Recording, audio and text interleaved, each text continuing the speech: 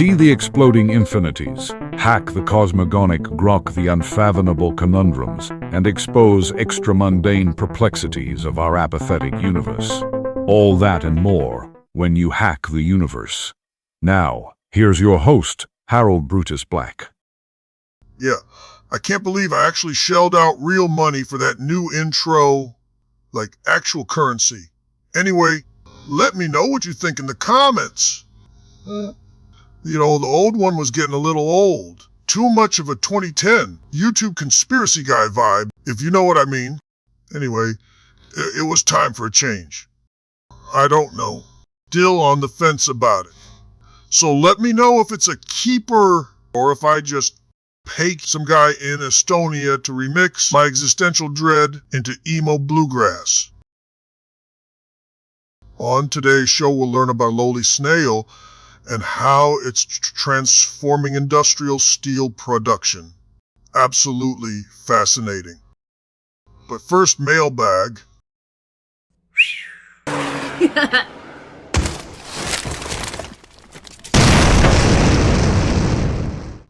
Where I read your questions and attempt to answer them without hurling myself into the sun out of frustration. Today's letter comes from a listener who signed only as Bryson from Kansas. Don't get me started about Kansas. Bryson writes, "Hey Hack, I put a glass of water in the fridge overnight, and in the morning the water was gone, and there was some kind of invisible solid in its place. I dumped it out and the glass broke. What happened?" Signed Bryson. Oh, Bryson. Sweet, precious Bryson. First of all, thank you for writing in. Second of all, Bryson, how are you still alive? Let's unpack this like it's a frozen donkey in a microwave. What you experienced, Bryson, is not supernatural. It's not some alien nanogel. And no, it's not ghost matter. What you found in your fridge was, drumroll please, ice. ICE. Plain old H2O Bryson. Solidified. It's not invisible, it's clear. Transparent. That's a common property of ice, which is just water molecules that have gotten so bored from the lack of heat energy that they decided to lock arms and form a nice little crystal dance party. Here's how it works. You put your water in the fridge. If the fridge is cold enough, or if you're one of those people who calls a deep freezer a beer cooler, then the temperature drops below 0 Celsius or 32 Fahrenheit Fahrenheit, which is the freezing point of water. At that point, the water undergoes a phase change, going from liquid to solid. That's science speak for it got cold and stopped sloshing. Why does it look invisible? 'Cause you probably use purified water. And when water freezes slowly and doesn't trap a bunch of air bubbles, it looks like a solid pane of glass. Very fancy. Very ice sculpture-like. It's not invisible. It's just not milky. You can't see atoms, Bryson, unless you have atomic force microscopes for eyes. And then you dumped it out. Brilliant. You took a hunk of frozen rock and threw it into the sink like you were expecting it to evaporate. The glass broke because solid ice is hard, unlike your understanding of basic thermodynamics. Bryson, if this happened in your fridge, not your freezer, might I suggest you check some settings. Unless you live in a repurposed meat locker, you might need a new thermostat. Anyway, thanks for the question. You made me lose several brain cells, but at least it wasn't lost to Ice 9 this time. Ice 9. That's an interesting topic. You ever read Kurt Vonnegut's Cat's Cradle? If not, put it on your doomsday reading list right now. That book introduced us to a little fictional gem called Ice 9, a polymorph of water that freezes at room temperature, converts any liquid water it touches into solid. Yeah. Instant ice apocalypse. Neat, right? Well, funny thing, I've been poking around some very dicey corners of the net. You know the ones. 200 character passwords, nothing but green text and redacted PDFs. And there are hints and ruminations. You might call it chatter. I'm talking Israeli intelligence intercepts hinting that Iran is messing around with something they're calling Project Iyaki, which allegedly translates to Night of Ice. And get this, they're not talking about a metaphorical Cold War. They're talking literal, weaponized thermodynamic horror. A synthetic agent that mimics the behavior of Vonnegut's Ice 9. Engineered molecules, self-replicating lattice formation, oceans. Solid rain, weaponized frost bombs. That kiddie pool in your backyard. Now it's a frozen tome for neighborhood birds. Now, before you call me a crackpot, again, let's acknowledge a very real precedent phase, changing materials. We already have alloys and crystals that change form at specific temperatures. Scientists in the 60s were this close to us trying to freeze hurricanes. PA's been sniffing around programmable matter for decades. So don't tell me this is just sci-fi. What if Iran isn't building nukes because they moved on to cryogenic cascade warfare? What if the real arms race isn't about radiation, but crystallization?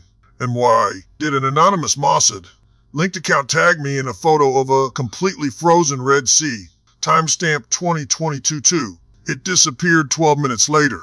Wasn't even done putting on my ice skates.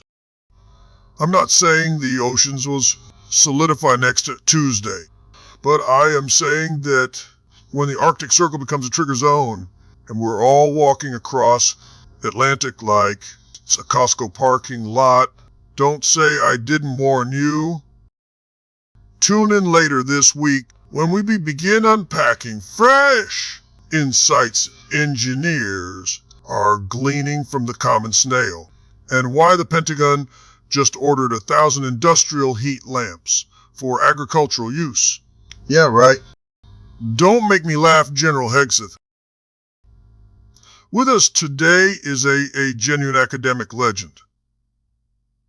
Please welcome Dr. Emile Ernestford, retired professor of non-biological epidemiology and holder of a quadrilateral doctorate elemental semiotics from the college Perpendicular Logic. Dr. Ernestford, it's an honor to have you on. Oh, yes, quite right.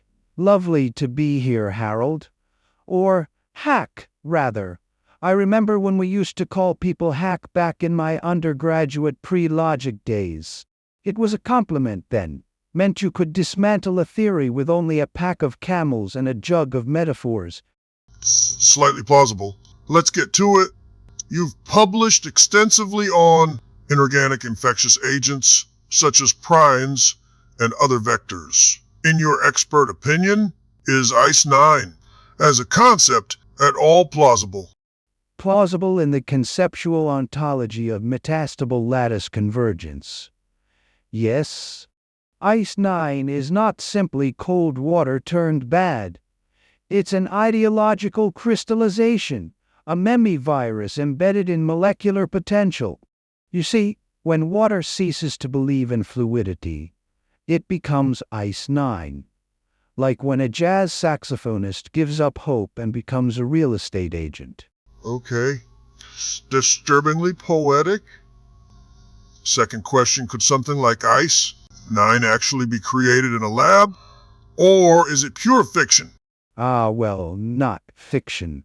No, not if you count the labs at the College of Perpendicular Logic, where we once accidentally froze the concept of humidity. A wayward janitor, Bubba, I think we used to call him, accidentally overheard one of our late-night info dump sessions. He was stuck thinking about icicles for weeks. But in standard labs? No, not yet. You'd need a containment vessel made with philosophical certainty and a coolant powered by collective denial. So basically, not happening in your basement unless your basement is shaped like a Mobius strip. Precisely. Now here's where it gets spicy. Dr. Ernestford, you've also written about the potential weaponization of ice-9 or substances like it. Do you believe global powers might be exploring this? Oh, yes. The weaponized cold initiative. I first encountered it in 1973 disguised as a bootleg copy of the Zapruder film. Must have been some kind of a mix-up in the messenger's office. I got the 8mm version of a secret Pentagon meeting on weaponized cold initiative, while some poor general must have gotten the zombie cult version of the Kennedy assassination. I can't discuss what was revealed in that meeting. Suffice it to say, I wouldn't be here long if I did. Doctor, are you saying that the Pentagon has been involved in global cryo warfare since 1973? They're testing binary phase vectors far out into international waters near French Polynesia. Hack! It's not Ice-9. At least not yet, but they're on to something. Why do you think the French always protest? They know. Right. Don't get me started with the French. Let's take a breath. You mentioned weaponization.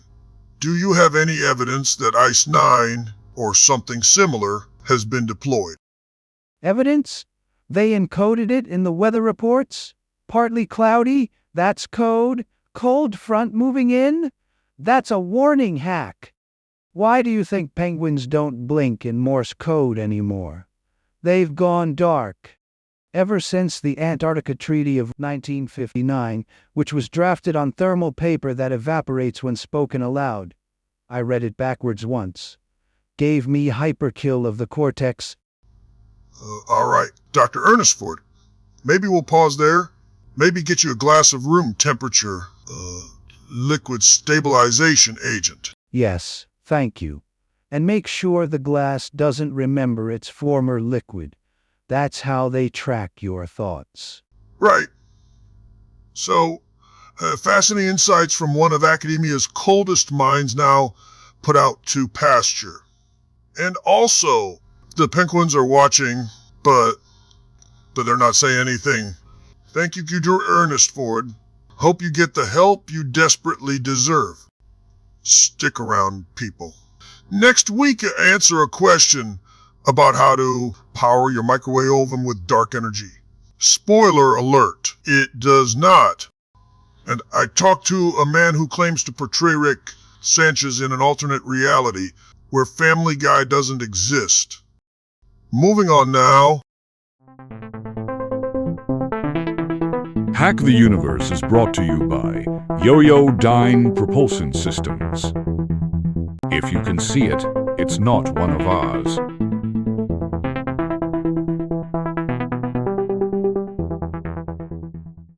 Settle down, people, and welcome back. Apparently Ice-9's been the butt of jokes lately. Ha ha. But now, we're going to pivot from wild speculation to a more chilling concept. False vacuum decay. And to walk us through this slippery subject, I'm joined by former British tabloid journalist, banned from at least 3 Particle Collider press briefings, the indomitable Primrose Dankforth. Huck, I'll have you know I wasn't banned. I was politely and repeatedly asked to leave. There's a wee bit of a difference. Yeah, whatever. Now, Primrose, you've written extensively on Ice-9 in alternative science columns. What's your take on the idea that Ice-9 could solidify the oceans? Ice-9? Oh, darling, that's just literary claptrap. Honestly, I don't know what Vonnegut was thinking when he made that up. I can see him sitting there in his little ice house, sipping gin and tonic while ice fishing. Bored out of his goddamned mind wondering, what if the lake doesn't like me fishing on it, and decided to do something about it. Now you've got someone in Iran getting high, smoking weed, reading Vonnegut, making up this whole story. Seriously, you're more likely to die slipping in the ice rink than from the Atlantic freezing over. It's all science fiction. Tough words. You've said in print, and I quote, "The real threat to humanity is a quantum implosion of the existential lattice." Could you explain that to me real slowly, like I'm a dumbass? Gladly. It's all about false vacuum decay, Hack. Very serious. The universe, as I'm sure your listeners know, is currently in what's called a rented energy state, like a cosmic Airbnb, but it's unstable. If some meddling particle gets excited in just the wrong quantum way, boom, total dimensional foreclosure. So, you're saying our universe could spontaneously, collapse? Exactly. It would form what physicists call a bubble of absolute doom. The Higgs boson's evil twin would tunnel through space-time and initiate a full-spectrum entropy reset. Everything gets reskinned. Gravity might turn inside out. Your coffee would unbrew itself. Cats could become dogs, who knows? That's mildly alarming. But this is a real scientific theory. Oh, Yeah. absolutely. It was proven in a paper I briefly skimmed while hiding from CERN security in a vending machine closet. The phrase quantum lurching was used several times. Very official. I think the actual term is quantum tunneling. Tomato, tornado. The point is, if this bubble starts anywhere, say behind Neptune or in a microwave at my mom's house, it would expand at the speed of light. You wouldn't even know it happened. Just poof, scone crumbs, and silence. So, why worry? Hack, listen to me. I've invested heavily in lead-lined underwear, and I refuse to be caught unprepared. I will not be unraveled by a vacuum. Thank you very much. I can't tell if this is paranoia or performance art. I prefer to think of it as proactive cosmological hygiene. Hack the Universe is brought to you by Yo-Yo Dyne Propulsion Systems. Speculative engines, classified destinations, zero accountability.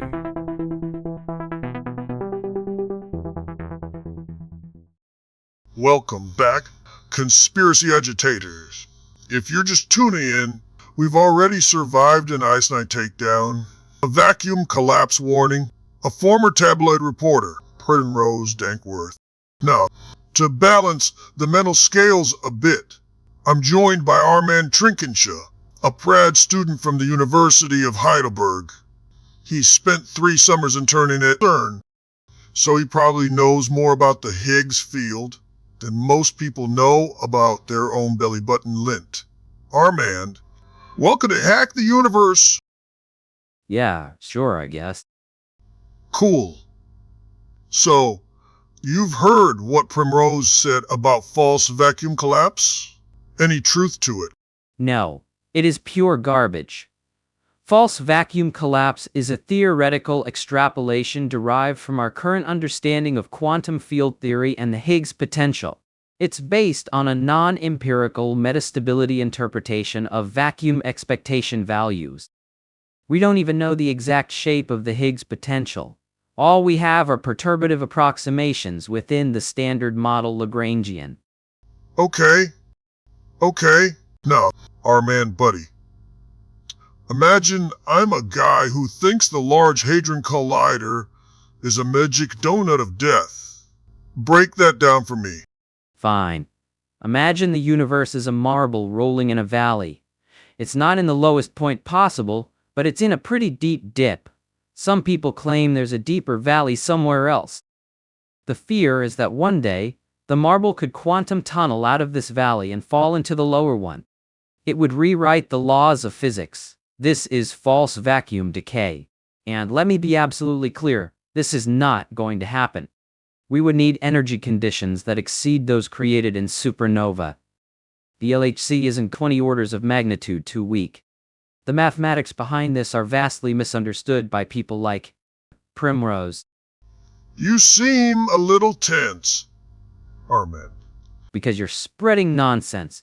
This podcast is like a physics car crash in slow motion, and I'm trapped in the passenger seat screaming, "Read the math!" You're all mixing pop-sci metaphors with tabloid hysteria? Quantum lurching? What the hell does that even mean? It means lead-lined panties, apparently. There are real problems in physics. Dark matter. Quantum gravity. Why do you all keep fixating on fictional quantum vacuums and Ice 9? Because it's terrifying and sounds like it was invented by Dr. Fauci. Also, it gets clicks. You know what else gets chicks?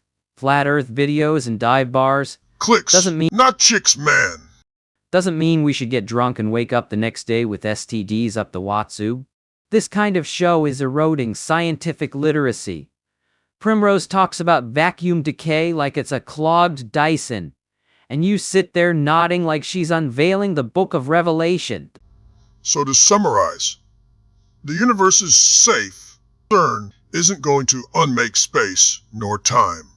And Primrose is a cosmological nutcase. What do you think, dumbass? You cannot collapse a vacuum with metaphorical gibberish and hand-waving. Okay. Let's calm the particles, Armand. I hear you. No Higgs doom, no vacuum collapse, no Primrose panic. But just for the sake of discussion, what are scientists doing to prevent? Just in case. Prevent it. Prevent it. Hack, are you listening at all?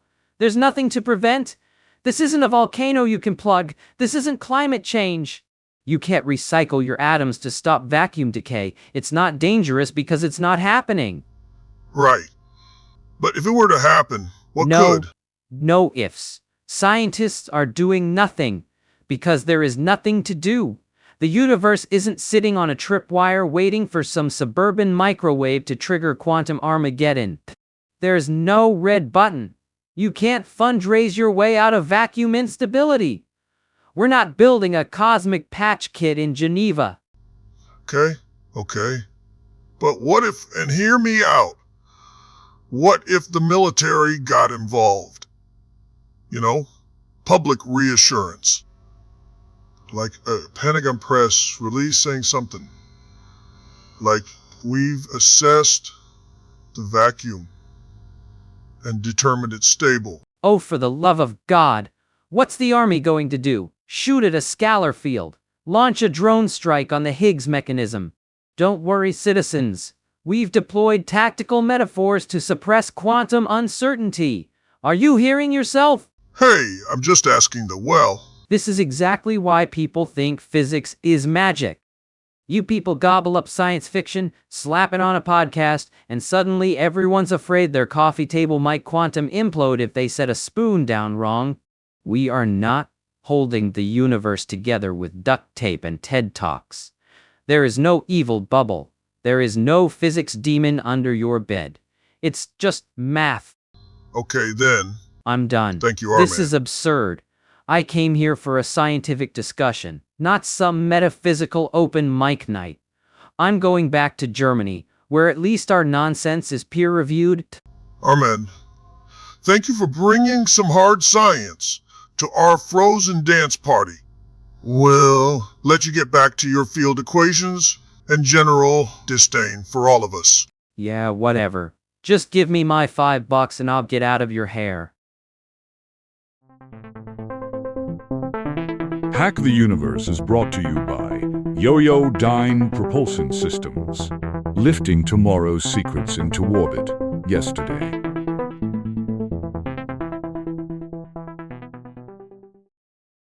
Huh. Well, that was informative and emotionally devastating. Armand Trinkenshaw, everybody. He's available for weddings, funerals, and doomsday panels. I for one welcome military intervention.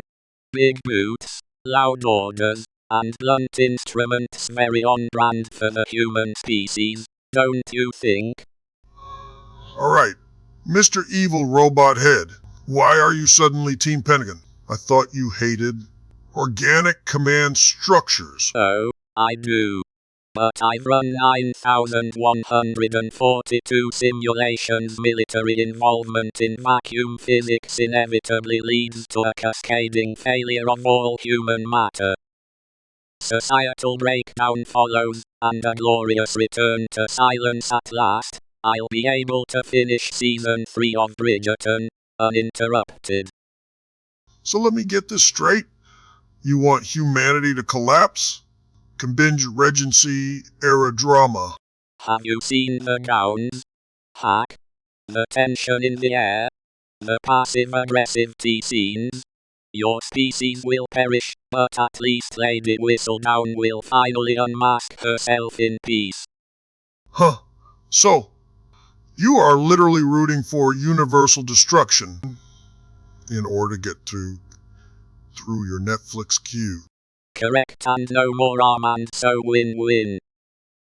Cool.